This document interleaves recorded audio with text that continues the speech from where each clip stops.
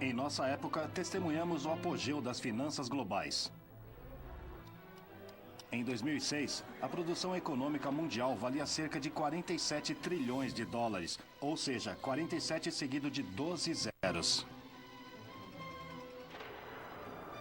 O valor total dos mercados de ações e de títulos era de aproximadamente 119 trilhões de dólares, mais do que o dobro. E o impressionante montante da estranha nova forma de finanças, conhecida como derivativos, era de 473 trilhões de dólares, 10 vezes mais. No verão de 2007, parecia que a Terra se tinha transformado no planeta Finanças. Como nunca antes, o mundo estava interligado. Não apenas por cabos, cargueiros ou aviões a jato, mas por mesas de operações e bancos de investimentos internacionais. Nesta série, vimos como os mercados de crédito, títulos, ações, seguros e imobiliários evoluíram na Europa e na América do Norte. Agora, é hora de contar a história de como essas inovações financeiras conquistaram o mundo. Esta é a história da globalização financeira. A globalização é algo que já é cotidiano, porém, apesar de todas as vantagens de um mundo interligado, perfeitamente exemplificado pelo impressionante e agitado porto de Hong Kong, existe um aspecto negativo na globalização, que é a sua vulnerabilidade. Vulnerabilidade aos choques financeiros, porque as finanças não são uma ciência exata. E vulnerabilidade às forças políticas fora do controle dos banqueiros. A ascensão do dinheiro raramente foi tranquila. Várias vezes se viu pontuada por grandes e dolorosas crises. Há apenas 10 anos, parecia que estas crises tinham uma maior probabilidade de acontecer em mercados emergentes como a Ásia. Mas hoje é o Ocidente que se vê atravessando uma grave crise de crédito, enquanto a Ásia mal parece ter sido afetada. Na verdade, um novo fenômeno define hoje o mundo da economia. Os mutuários norte-americanos recorrem aos economizadores chineses.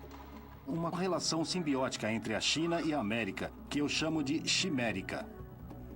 Mas será que a chimérica salvará esta era de globalização financeira? A arrepiante realidade é que há 100 anos houve uma outra era de globalização financeira, que acabou não com um lamento, mas com um estouro. E não há razão para que isso não aconteça de novo em nossa época.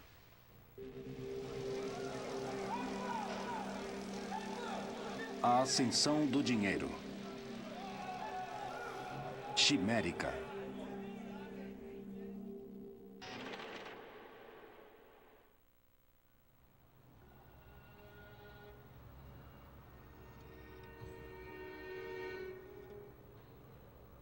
Costumava-se dizer que os mercados emergentes eram lugares onde havia emergências. Investir em lugares distantes pode lhe tornar rico, mas quando as coisas vão mal, isso pode se tornar uma via rápida para a ruína financeira.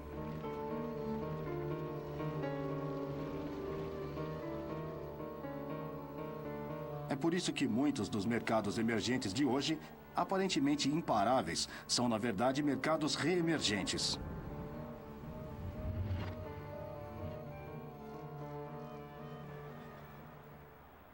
Nos dias de hoje, é claro, o maior mercado reemergente é a China.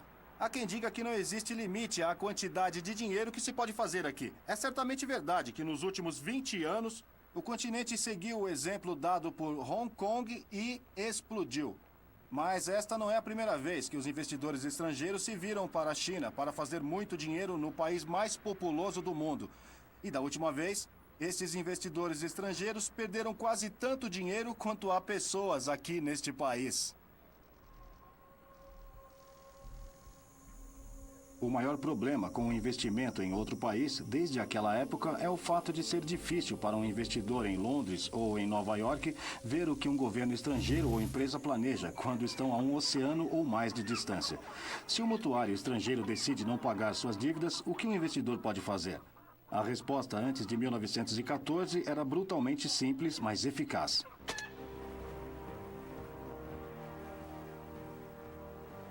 Fazer o governo acionar a Marinha. Ou Garantir o controle político europeu. A diplomacia das canhoneiras dava segurança aos investidores britânicos, mesmo nas extremidades mais remotas da economia mundial.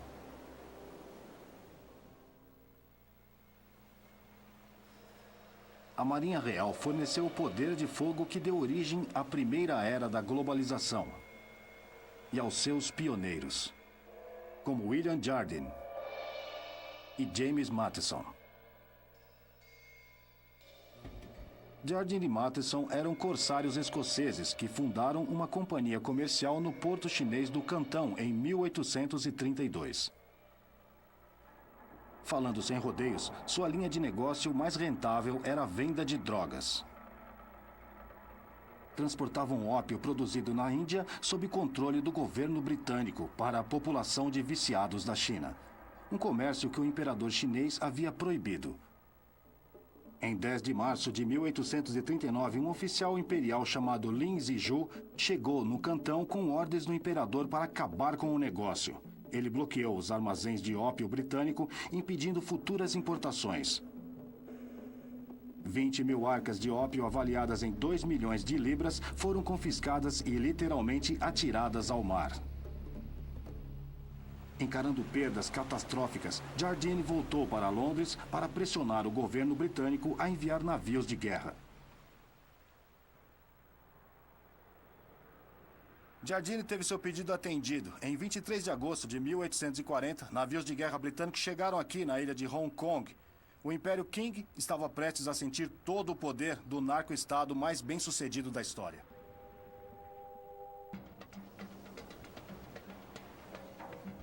Como Jardine havia previsto, a Marinha Real destruiu as defesas chinesas.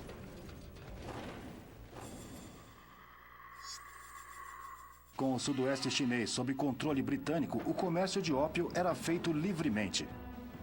O vício na droga se espalhou. Grandes regiões do país partiram para a rebelião e anarquia. Mas para Jardine e Matheson, com a sua sede então estabelecida em Hong Kong, os dias de glória da globalização vitoriana haviam chegado.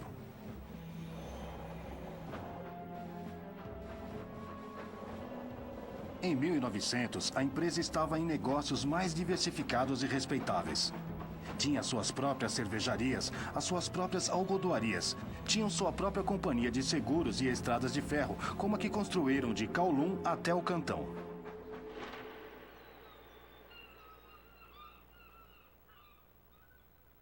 Em 1913, um investidor em Londres tinha um leque extraordinário de oportunidades no estrangeiro, e nada ilustra isso melhor do que os livros contábeis da M.N. Rothschild Son.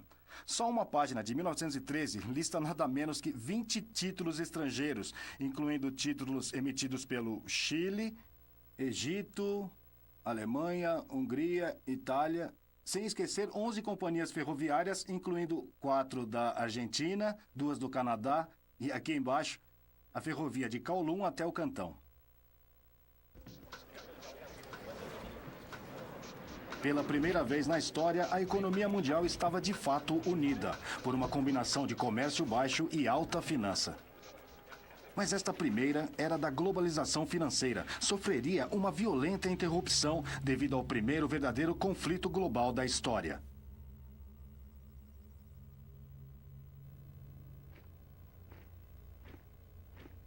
Em 28 de junho de 1914, o herdeiro do trono austríaco, o arquiduque Franz Ferdinand, foi assassinado na capital da Bósnia, Sarajevo. Inicialmente, os mercados financeiros reagiram com indiferença. Era só mais um episódio sangrento nos Balcãs. Na realidade, o assassinato havia provocado uma reação em cadeia nos mercados financeiros mundiais. Enquanto os investidores percebiam tardiamente a possibilidade de uma guerra europeia em grande escala, a liquidez, a capacidade de emprestar dinheiro ou de vender ativos, foi sugada do mundo econômico, como se tivessem tirado a tampa do ralo da banheira. A consequente ruptura nas finanças internacionais acabou com a globalização. É absolutamente fascinante seguir a deflagração da primeira grande guerra nas páginas financeiras do London Times.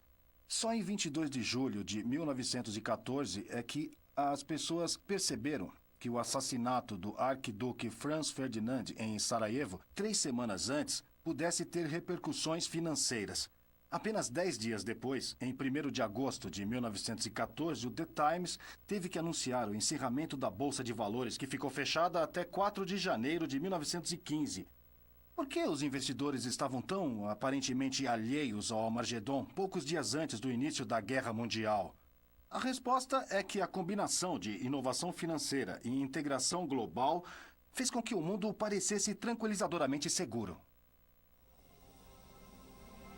As luzes nos mercados financeiros estavam verdes e não vermelhas, até as vésperas da destruição. Talvez possamos tirar uma lição para a nossa época também. A primeira era da globalização financeira levou uma geração para se estabelecer, mas se desintegrou numa questão de dias. E levaria mais de uma geração para reparar os danos causados pelas armas de agosto de 1914.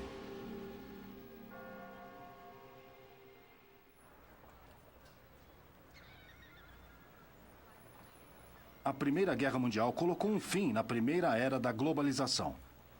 Até final da década de 1960, as finanças internacionais hibernaram. Alguns a consideravam morta. Em 1944, os quase vitoriosos aliados se reuniram para planejar uma nova arquitetura financeira para o mundo. O comércio seria liberalizado, mas os movimentos de capital estariam sujeitos a leis muito restritas. Quando o dinheiro cruzasse as fronteiras nacionais, passaria de governo para governo.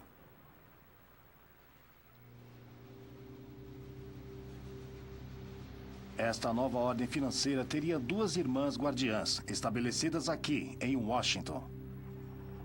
O Fundo Monetário Internacional e o Banco Internacional para a Reconstrução e Desenvolvimento, conhecida mais tarde como Banco Mundial.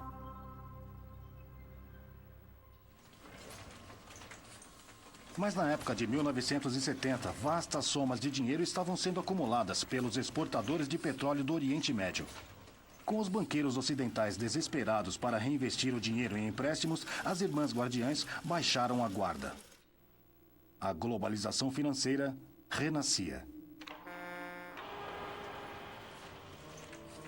A região que os bancos escolheram para emprestar os petrodólares parecia prometer os melhores retornos, mas não era a primeira vez na história financeira que também apresentava os maiores riscos.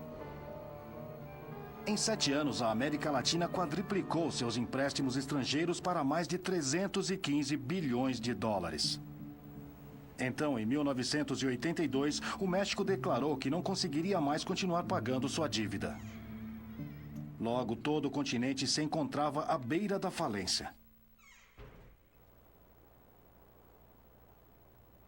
Mas há muito tempo, os investidores já não podiam esperar que seus governos enviassem uma canhoneira para recuperar o dinheiro quando os mutuários estrangeiros se comportavam mal.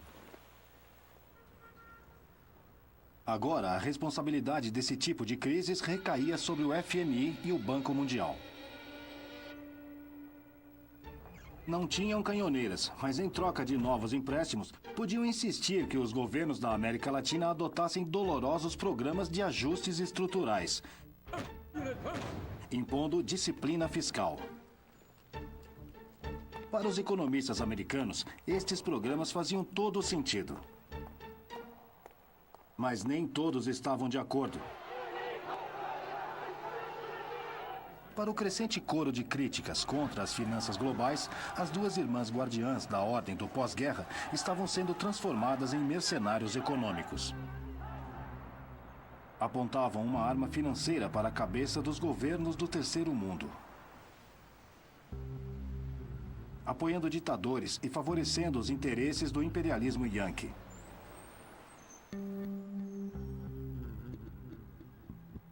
E pobre daqueles que resistissem ao seu punho de ferro. Teorias de conspiração surgiram no movimento anti-globalização. De acordo com uma dessas teorias, 2 líderes latino-americanos, Jaime Rodos, do Equador, e Omar Torrijos, do Panamá, foram assassinados por resistirem às exigências do imperialismo americano. Mas há uma coisa na história do complô entre o Banco Mundial e o FMI contra os líderes do terceiro mundo que não faz muito sentido. Afinal, os Estados Unidos não emprestaram tanto dinheiro assim ao Equador ou ao Panamá. Nos anos 70, totalizaram apenas 0,4% das concessões e empréstimos dos Estados Unidos. E não eram grandes clientes dos Estados Unidos. E, veja bem, menos de 0,4% do total de exportações norte-americanas. Eles não me parecem números pelos quais vale a pena matar. Para dizer o mínimo, a ideia de assassinatos patrocinados pelo FMI é exagerada. Contudo, esta nova fase na história da globalização viu o surgimento de um novo e mais plausível tipo de mercenário econômico. Armado com uma arma financeiramente letal, o fundo de cobertura. Os homens que geriam os fundos de cobertura intimidavam muito mais. Precisamente por não terem que recorrer à violência para conseguir o que queriam. A sua distinta contribuição para a globalização a fez acelerar. Enquanto o Banco Mundial empresta dinheiro a países por um período de anos, os fundos de cobertura tendem a investir o seu dinheiro durante poucas semanas, ou mesmo dias. O grão-mestre do novo mercenário econômico foi George Soros.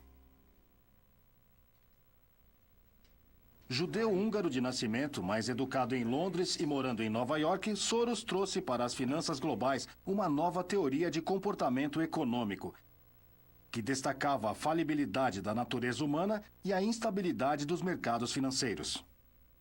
Nossas ações terão consequências inesperadas, então o resultado não corresponderá às nossas expectativas. É assim que os negócios humanos funcionam em geral.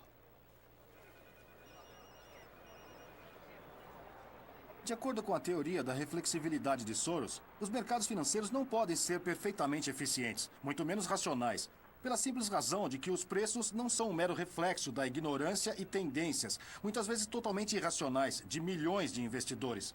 Aos olhos de Soros, os mercados são condenados ao passar por ciclos de altos e baixos, como o temperamento humano está sujeito a surtos de euforia e desânimo.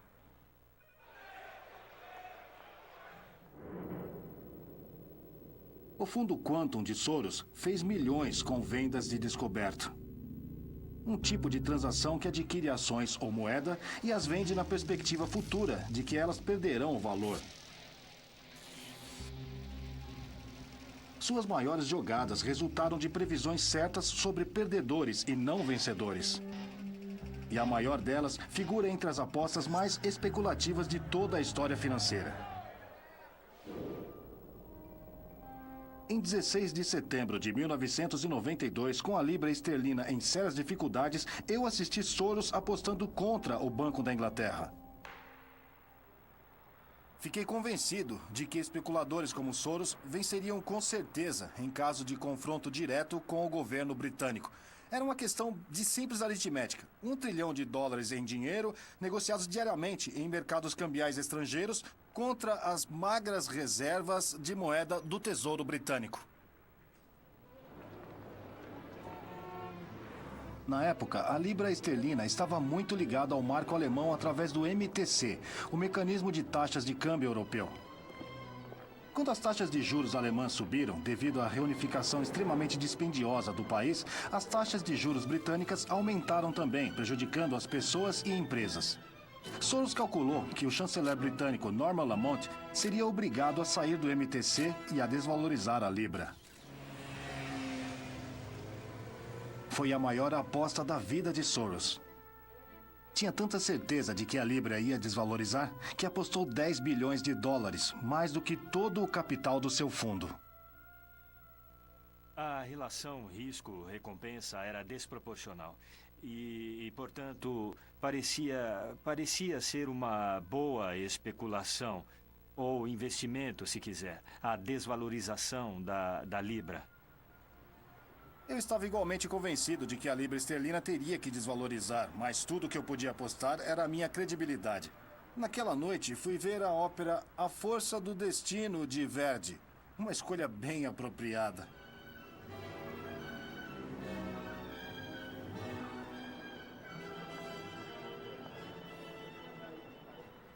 No intervalo, anunciaram que o chanceler Norman Lamont tinha aparecido ali, no átrio do prédio do Tesouro, para dizer que a Inglaterra iria se retirar do MTC, como nós torcíamos.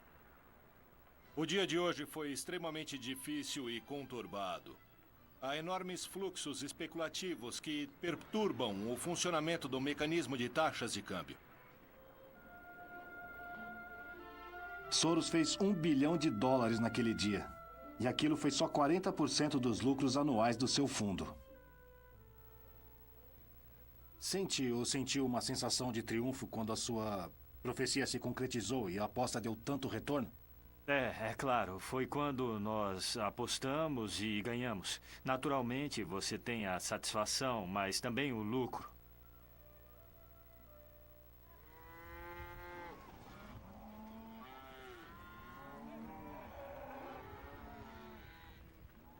Soros deveu seu sucesso a um tipo de instinto sobre como a manada eletrônica iria se movimentar. Mas até os seus instintos, às vezes, estão errados. Mas e se os instintos pudessem, de alguma forma, serem substituídos por matemática? E se pudessem escrever uma fórmula matemática que garantisse lucros de 2 dígitos? Bem, do outro lado da galáxia financeira, essa fórmula acabara de ser encontrada.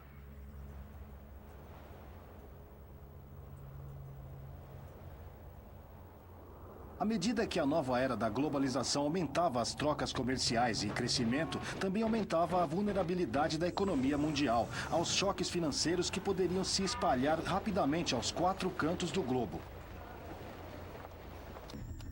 Mas e se vivêssemos num tipo de planeta completamente diferente? Um planeta sem todos os atritos complicados provocados por seres humanos subjetivos e por vezes irracionais. Um planeta onde as pessoas absorvessem instantaneamente toda a nova informação e a utilizassem para maximizar os lucros. Onde, entre a turbulência da vida cotidiana, tudo fosse calmo e previsível. Nesse mundo perfeitamente calculável e eficientemente interligado, uma catástrofe imprevista no mercado de ações seria tão comum como a existência de um adulto 50 centímetros mais baixo que a média do nosso mundo. Aconteceria apenas uma vez a cada 4 milhões de anos de transações. Este foi o planeta imaginado por alguns dos economistas financeiros mais brilhantes dos tempos modernos. E assim é como o planeta dele seria.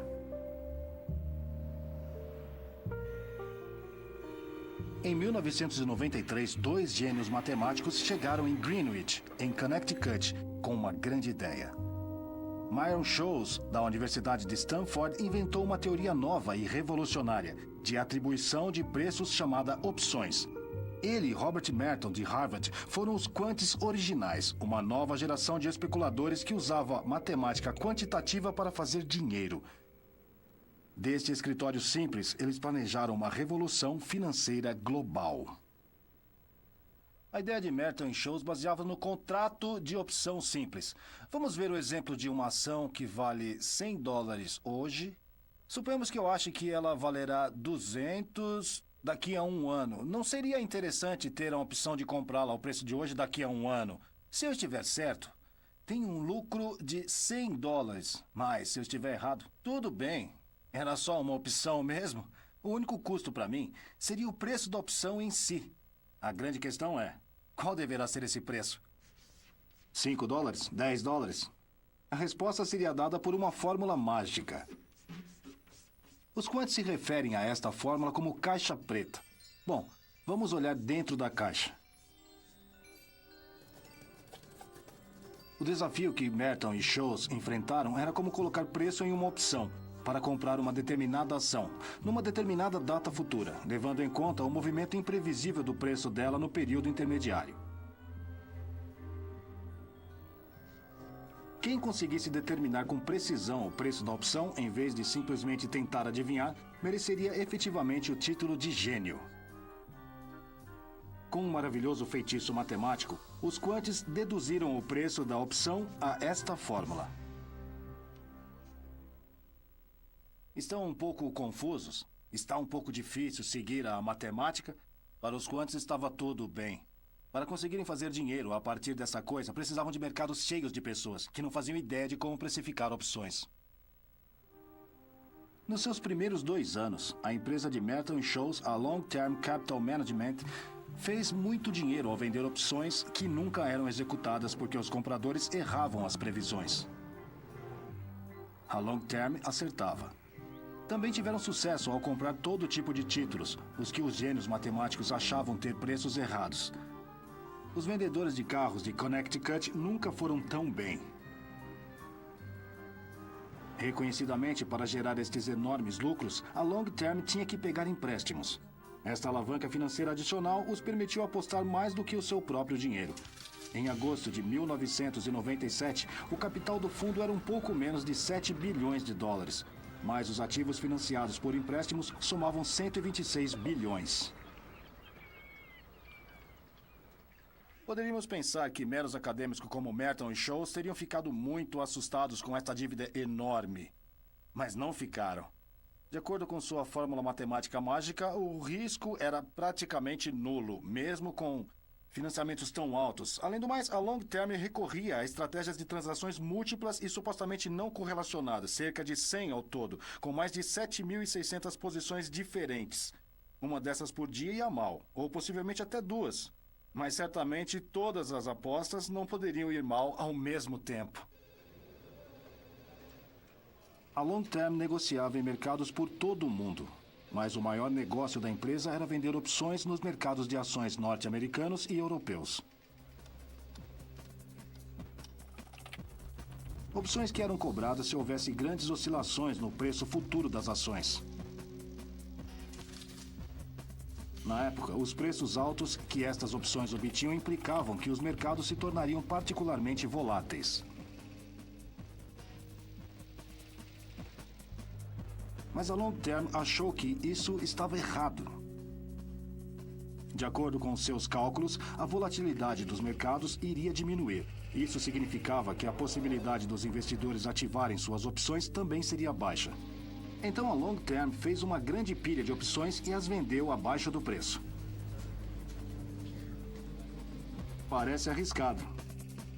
Eles calcularam que o risco de fracasso era 1 em 10 elevado a 24. Em outras palavras, praticamente nulo. Era como se estivessem realmente em outro planeta, longe dos mundanos altos e baixos dos mercados terrestres. Em outubro de 1997, parecendo provar que a Long Term era realmente o maior fundo de cérebros, Merton e Scholes receberam o Prêmio Nobel de Economia.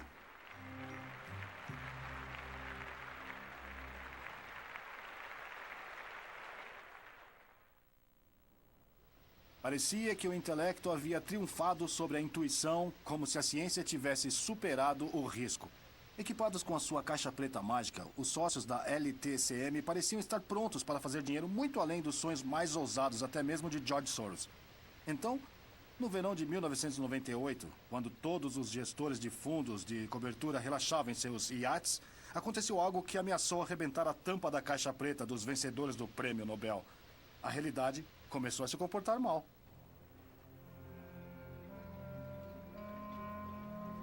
Na evolução, as grandes extinções tendem a ser causadas por choques externos, como um asteroide que atinge a Terra.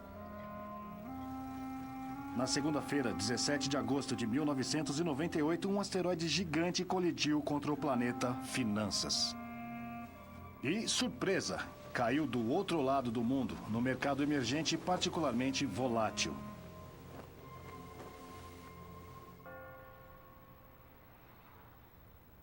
Enfraquecido pela agitação política com o declínio das receitas do petróleo e privatização mal gerida, o frágil sistema financeiro russo entrou em colapso. Um desesperado governo russo foi levado a não pagar suas dívidas, alimentando as labaredas da volatilidade em todo o sistema financeiro mundial. Os mercados de ações caíram.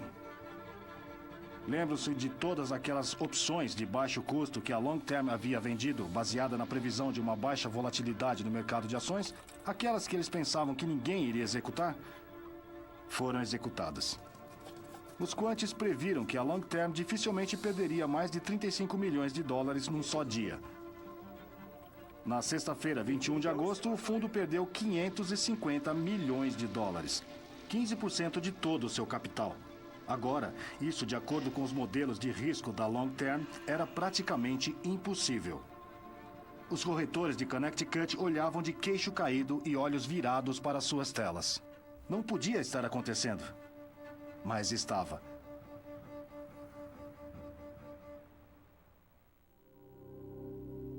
No final do mês, a Long Term tinha desvalorizado 45%. A única chance de sobrevivência era encontrar um nobre investidor que o salvasse. E o investidor mais poderoso da cidade era ninguém menos que George Soros. Era a maior humilhação. Os quantes do planeta Finanças implorando ajuda ao profeta da reflexibilidade irracional e inquantificável. Deve ter sido uma reunião muito tensa. Se lembra da atmosfera na sala? Eu lembro que ele veio para o café da manhã, não estava de todo tenso porque... claro, ele estava tenso, mas eu não, porque eu não ia investir o dinheiro. Não haveria nenhum investidor salvador para a Long Term. Eu achei que era muito perigoso e que eu não tinha capital suficiente. E, de fato, era necessária a ação coordenada de todos os bancos para salvar a LTCM.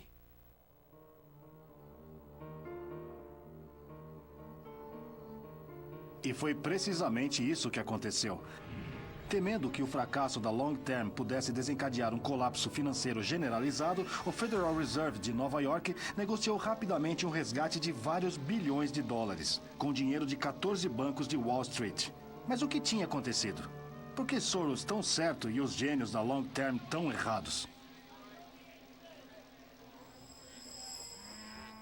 Em primeiro lugar, o planeta Finanças não era assim tão lógico.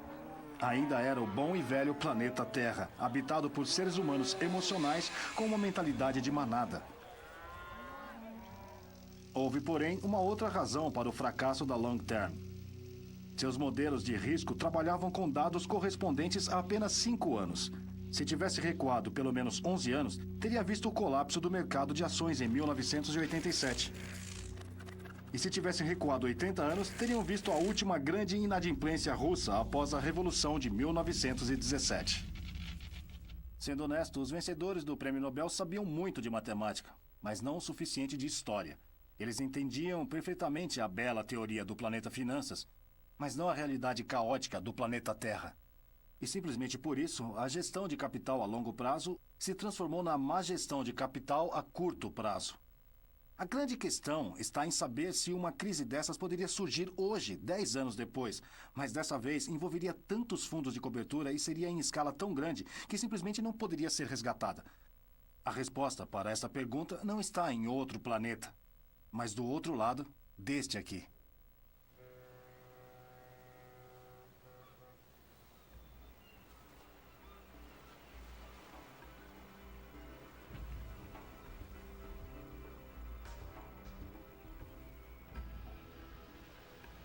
Para alguns, a história financeira são águas passadas, história antiga como a história da China Imperial.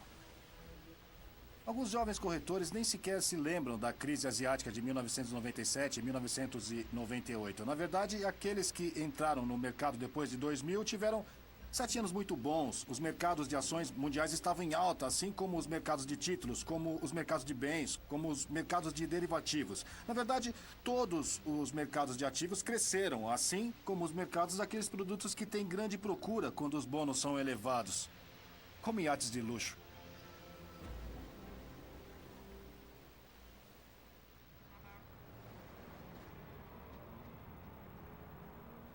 Mas estes anos de crescimento também foram anos de mistério, já que os mercados cresceram em época de subida de taxas de juros a curto prazo, desequilíbrios comerciais claros e o aumento do risco político. A chave para este aparente paradoxo está aqui, na China.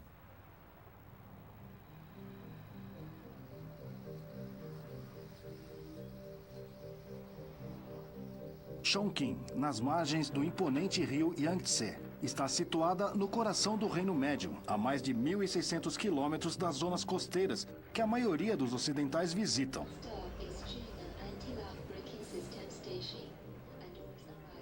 Esta é a cidade com a maior taxa de crescimento do planeta.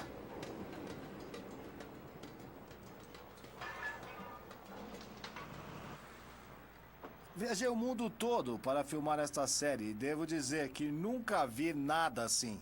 Bem-vindos a Chongqing, a cidade de crescimento mais rápida do mundo. É o paraíso da construção. Se olharem para lá, no meio da neblina, conseguirão ver uma das 30 pontes que estão sendo construídas. E para lá, uma das 10 linhas de trem. Em toda a minha volta havia antes plantações, até 6 meses antes, quando começaram a construir literalmente milhões de metros quadrados de novos espaços para escritórios. O objetivo é transformar Chongqing na capital financeira da China Ocidental. Se continuarem nesse ritmo, logo serão a capital financeira do mundo. Graças a um crescimento como este, existem hoje 345 milionários na China e mais de 100 bilionários. A China não se limitou a deixar a era colonial para trás. A economia de maior crescimento mundial conseguiu evitar também o tipo de crise que surge periodicamente em outros mercados emergentes. Uma das razões para a ascensão sem crise da China tem sido o fato de que a maior parte do investimento chinês não é financiado por estrangeiros, mas das próprias poupanças do país. Houve investimento estrangeiro, mas grande parte tem sido investimento direto, na forma de coisas como fábricas, que não podem ser facilmente liquidadas em casos de crise. As poupanças chinesas se tornaram tão grandes nos últimos anos que fizeram a globalização tomar uma incrível mudança de rumo. Anteriormente, eram os ingleses ricos que emprestavam dinheiro aos países pobres da Ásia, mas agora os chineses que emprestam dinheiro aos americanos ricos. Sejam bem-vindos ao estranho e novo país híbrido da China e da América. E a que eu chamo Chimérica.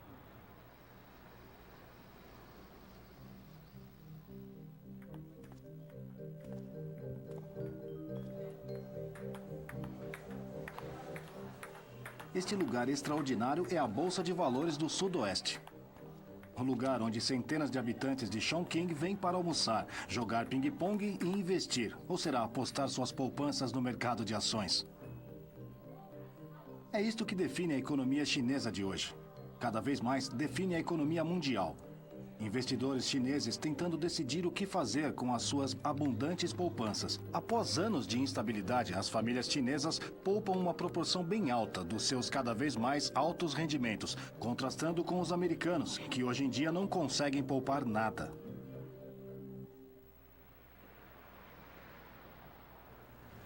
As poupanças chinesas são tão elevadas que, pela primeira vez em séculos, a direção do fluxo de capital já não é do Ocidente para o Oriente, mas do Oriente para o Ocidente. E é um fluxo grande.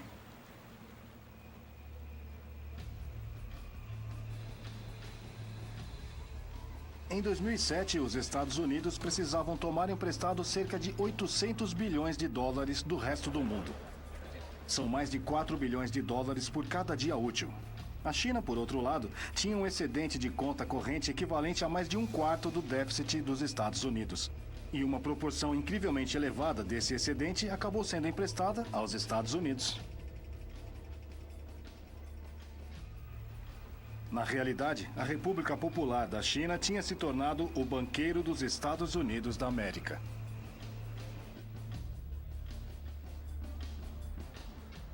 Pode parecer um pouco bizarro. O americano médio tem um rendimento de cerca de 44 mil dólares por ano, enquanto o chinês médio, apesar dos mais de 100 bilionários no país e todos esses sinais de ostentação aqui no centro de Chongqing, recebe cerca de 2 mil dólares. Então, por que o segundo emprestaria dinheiro ao primeiro, que é quase 22 vezes mais rico? Bem, eis como isso funciona.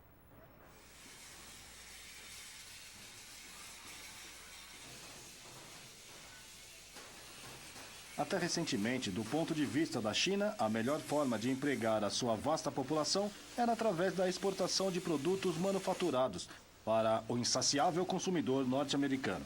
Para assegurar que essas exportações eram irresistivelmente baratas, a China teve que travar o fortalecimento da sua moeda em relação ao dólar, comprando literalmente bilhões de dólares nos mercados mundiais. E até recentemente, isto parecia beneficiar os Estados Unidos também. Aqui na América, a melhor forma de manter os bons tempos dos últimos anos tem sido através da importação de bens chineses baratos em grandes quantidades e vendê-los em hipermercados como este. Para empresas como Walmart, o outsourcing para a China tem sido uma forma de colher grandes lucros graças à mão de obra barata.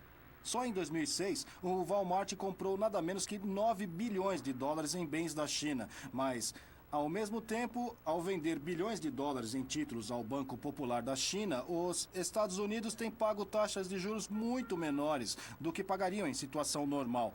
É o que chamam na escola da economia de situação em que todos ganham.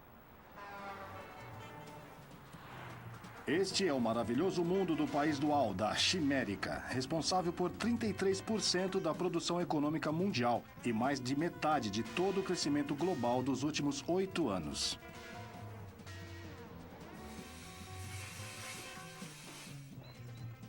A Chimérica parecia um casamento celestial. Os chimericanos do leste poupavam e os chimericanos do oeste gastavam. Mas havia um porém. Quanto mais a China estava disposta a emprestar aos Estados Unidos, mais os americanos estavam dispostos a tomar. Chimérica, em outras palavras, foi a causa da inundação de novos empréstimos bancários, emissão de títulos e contratos de derivativos que invadiram o planeta finanças depois do ano 2000. Por sua vez, foi por esse motivo que o mercado hipotecário americano tinha tanto dinheiro em 2006, a ponto dos créditos subprime serem concedidos a pessoas sem rendimentos. Compramos casas, sem emprego e sem ativos. À venda. Ninjas. Disponível. Preço reduzido. Adiantamento de salário. Não é como se a crise nos créditos subprime de 2007 tivesse sido difícil de prever. Meses antes de estourar, estive no Tennessee e no Michigan para ver pessoalmente o número de famílias pobres que deixavam de pagar suas hipotecas e ficavam sem casa.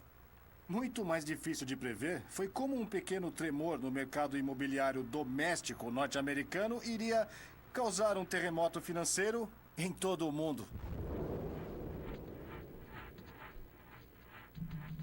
Poucas pessoas previram que a inadimplência nas hipotecas subprime enviaria uma onda de choque por todo o mundo que causaria a primeira corrida bancária a um banco britânico desde 1866, tendo que ser nacionalizado, ou que um dos maiores nomes do investimento norte-americano, Lehman Brothers, iria falir. Poucas pessoas viram que, à medida que outros bancos começavam a registrar centenas de bilhões em perdas, os empréstimos interbancários iriam simplesmente parar, levando o Tesouro dos Estados Unidos a propor uma injeção de 700 bilhões de dólares em todo o sistema financeiro.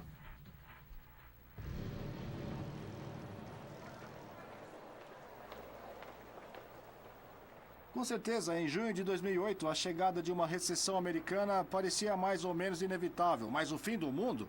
Ao olhar para as ruas de Hong Kong, não vejo grandes sinais de recessão aqui. Será que a metade chinesa da Chimérica se desligou totalmente da metade americana? A ideia de que a China conseguirá de alguma forma sair ilesa da crise americana é certamente sedutora. Apesar do declínio das exportações para o Ocidente em recessão e do colapso da Bolsa de Valores, a explosão da procura interna parece manter a economia chinesa crescendo pelo menos 8% ao ano. Mas lembre-se, já passamos por isso. Há 100 anos, na primeira era da globalização, muitos investidores pensavam que havia uma relação simbiótica semelhante entre o centro financeiro mundial, a Inglaterra, e a economia industrial mais dinâmica da Europa. Essa economia era da Alemanha. E a quebra dessa relação acabou em guerra. Guerra declarada à Alemanha. Como antes de 1914, existia uma linha tênue que separava a simbiose da rivalidade e do conflito. De acordo com uma estimativa, o produto interno bruto da China poderá ultrapassar os dos Estados Unidos em 2027. Nessa altura, argumentam alguns críticos do comércio livre, poderá não ter restado nada da indústria norte-americana. E quanto pior for a situação nos Estados Unidos, mais essas reclamações vão ganhando força. No dia de hoje, em que a Bolsa de Valores de Hong Kong caiu fortemente, é tentador perguntar se haverá algo que possa desencadear uma queda comparável na globalização, como a que ocorreu em 1914. A resposta óbvia é uma espécie de conflito entre os Estados Unidos e a China, seja ela devida ao comércio, a Taiwan, ao Tibete ou a qualquer outra discórdia difícil de prever. O que começa como uma competição por medalhas olímpicas pode acabar numa batalha por dólares se um dia os chineses decidirem cancelar sua linha de crédito ao Império Americano. Talvez, como o seu nome sugere, a Chimérica não passe de uma quimera, o monstro mitológico das lendas antigas, que era metade leão, parte bode e parte dragão.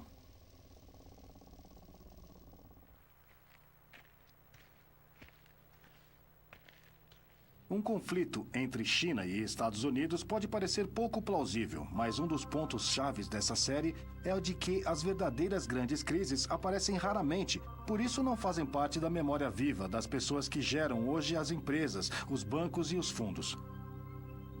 Só porque todos os cisnes que vimos até hoje são brancos, não quer dizer que não haja cisnes pretos.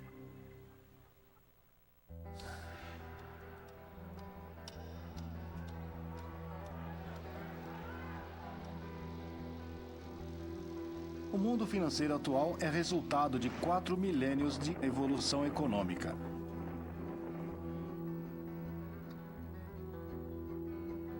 Mas apesar da inédita complexidade e diversidade do sistema financeiro moderno, o planeta Finanças continua tão vulnerável como sempre ao velho problema de altos e baixos, da exuberância irracional e da depressão maníaca. Talvez toda essa complexidade tenha, na verdade, aumentado a nossa vulnerabilidade à crise. Por 4.000 anos, desde a antiga Mesopotâmia à China moderna, a ascensão do dinheiro tem sido um dos fatores-chave no progresso humano. Uma história extraordinária de inovação, intermediação e integração. Mais do que qualquer outra coisa, tem levado as pessoas a escaparem da trabalhosa agricultura de subsistência. Mas o planeta Finanças nunca poderá escapar da força gravitacional do planeta Terra. Porque os quantes nunca puderam prever com precisão o fator humano. A nossa tendência de subestimar a probabilidade de existirem cisnes pretos, a nossa propensão para passar da euforia à melancolia, a nossa incapacidade crônica de aprender com a história. É por isso que o curso da história financeira, como a maior das emoções humanas, o amor, nunca corre suave e nunca correrá. Nem mesmo aqui, no mágico e muito provavelmente mítico país da Chimérica.